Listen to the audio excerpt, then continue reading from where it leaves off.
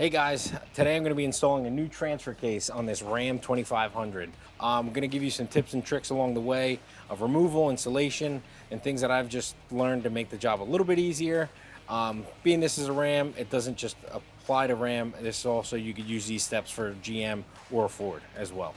All right, so the first thing you want to do with your transfer case is drain the fluid out. Just remove the lower drain plug, let that come out into a nice catch pan. The next thing you're going to want to do is take your trans jack, whatever you're going to use to support your transmission. I just want to take a little bit of tension off while I start to work on removing the cross member out. Obviously, I got the trans cross member out of the way. Next thing I'm going to want to work on is getting the trans mount out of my way. Reason being is there is a nut under here. With this in the way, it just makes it a lot harder to get to. So on this one, I'm just going to cut the zip tie out of the way. And now my trans harness is out of the way. So put that there. I'll get this out of here, and I will remove the front and rear drive shaft out.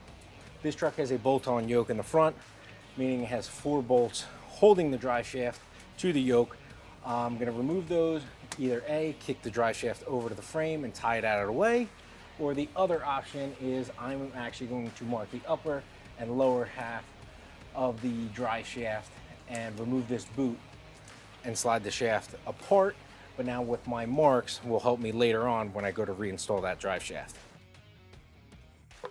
Now another thing is when you have the drive shafts out, it's always a good idea to check for U-joints that are binding or have excessive play.